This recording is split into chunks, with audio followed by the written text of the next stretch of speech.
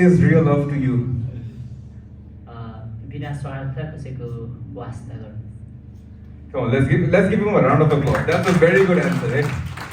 तपाईँ भन्नुहुन्छ? आफैलाई जस्तै अरूलाई नि माया गर्नु Okay, that's another nice answer. ल फेरि clap. तपाईँ भन्नु त धेरै छ त्यसको प्रेमको वास्तविकता तर प्रेम भनेको एउटा समर्पण Nice. ल खै त clap.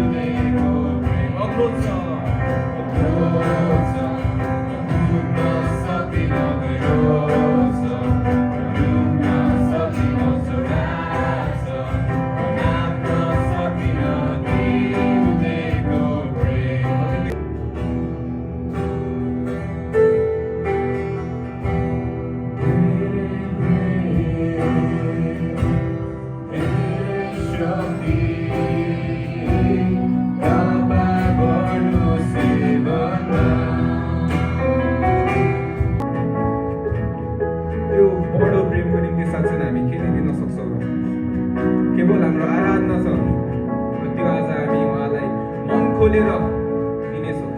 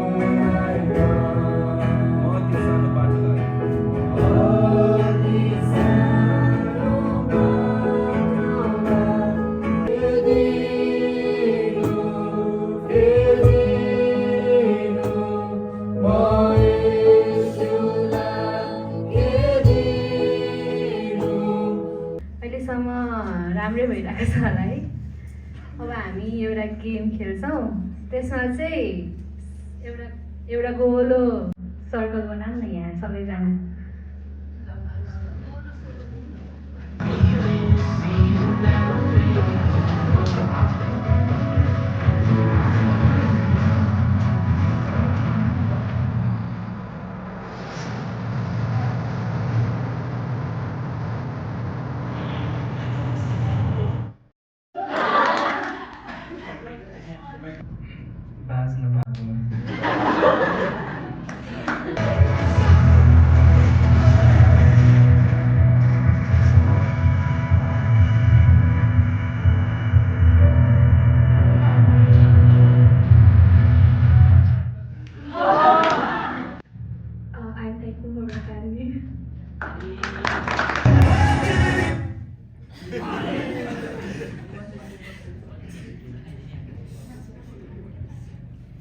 सबैलाई जाएपछि म चाहिँ सबै सुमाएको छ त्यति शान्त त्यो भाइब पाउँछु होइन त्यसको लागि धन्यवाद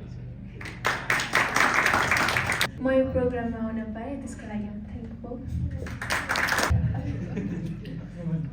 म चाहिँ यो मोमेन्टलाई इन्जोय गर्दैछु यसको लागि म धन्यवाद दिन्छु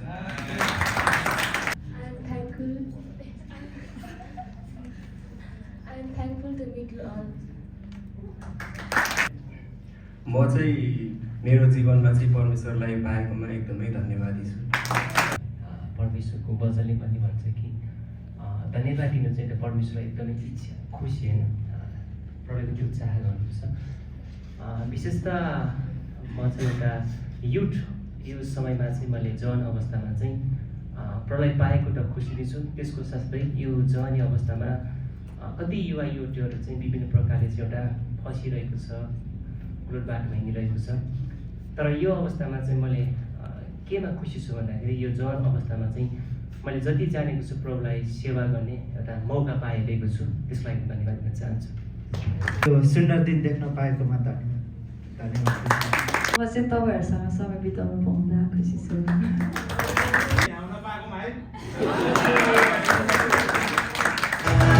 म चाहिँ अहिलेसम्म हेर्दै छु, त्यसको लागि प्रब्लम छैन। सपोर्टिभ फ्यामिली र फ्रेन्ड्सको लागि धन्यवाद आजको स्कुलमा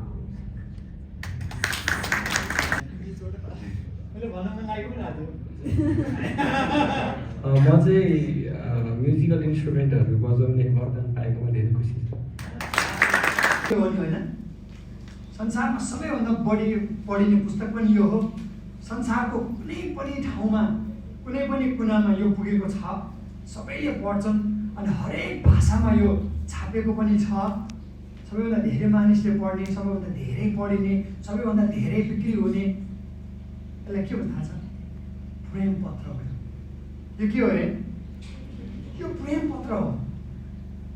परमेश्वरले हामी मानव जातिले दिनुभएको यति बहुमूल्य लभ लेटर हो। अनि यसलाई पढ्दाखेरि मान्छे कति खुसी हुन्छन्, यसलाई पढ्न नपाउँदाखेरि मान्छे कति तृषित हुन्छन्। अनि कतिचोटि यसलाई पढ्न पाउँदाखेरि मान्छेले आफ्नो ज्यानै शुद्ध मर्नको लागि तयार भएर आफ्नो जीवनै दाउमा पारेर पनि यसलाई प्राप्त गर्न हामीले सजिलोसँग हामीले पाएका छौँ है त। यो प्रेम पत्र मानिसहरूले सजिलो पाएका छैनन्। कति मान्छेहरूले आफ्नो प्राण गुमाएका छन् यसलाई पुर्याउनको लागि अथवा यसलाई पाउनको लागि। यो धेरै महत्त्वपूर्ण कुरा छ। यो जस्तो महत्त्वपूर्ण प्रेम पत्र अरू छैन। हाम्रो साथीभाइले हामीलाई दिएको, आमा बुवाले दिएको प्रेम पत्र, प्रेमका कुराहरू त्यो क्षणिक हुनसक्छ क्या। तर यो चाहिँ अहिले यहाँदेखि भोलि अनन्त अनन्तसम्म पनि रहने प्रेम पत्र। यति धेरै महत्त्वपूर्ण छ यो प्रेम पत्र है त। टिमको लागि चाहिँ हामी 4वटा टिम बनाउनुपर्छ जस्तो छ। यस्तो हेर्दाखेरि हामी 4वटा टिम बनाउनेछौँ। केटाहरूबाट 2टा टिम, केटीहरूबाट 2टा टिम।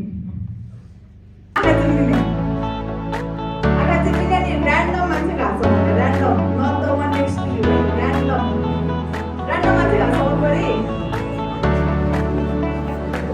सबैजना हात पाउनु भयो आधा चिन्नु पऱ्यो कि आधा चिन्नु पऱ्यो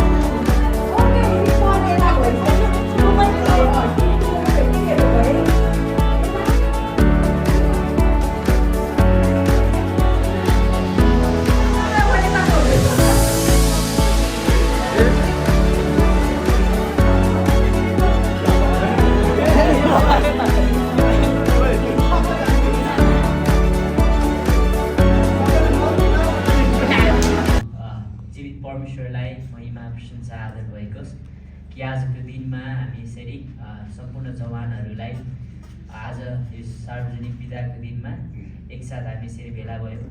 पक्कै पनि हामी परमेश्वरको महिमाको निम्ति भेला भएका थियौँ र साथसाथै परमेश्वरले हामीलाई यी सेवाहरूबाट आशिष दिनुभएको छ।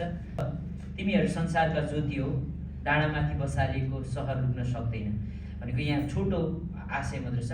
हामी चाहिँ संसारका ज्योति हौँ अनि विशेष गरी अझ चम्किलो ज्योतिहरू युथहरू होइन, ठुलो ज्योति अझ भर्खर होइन भर्खर किनेर लाइट हामी इन्स्टल गर्दाखेरि चकिलो बल्छ नि होइन, अहिले टाइम सिद्धिँदै गएपछि त्यो के हुँदै जान्छ, डिम डिम डिम हुँदै जान्छ। अनि चाहिँ हामी चाहिँ भर्खर जडान गरेको बत्तीहरू अनि यो चाहिँ एकदम चम्किलो छ होइन। अनि आज सिकेको कुरा अनि मण्डलीमा सिकेको कुरा अनि यो कुराहरू चाहिँ हामीले आफ्नो जीवनद्वारा आफ्नो साथीभाइहरूलाई हामीले देखाउन सक्यो भने चाहिँ अनि यो चाहिँ ज्योतिको काम गर्छ।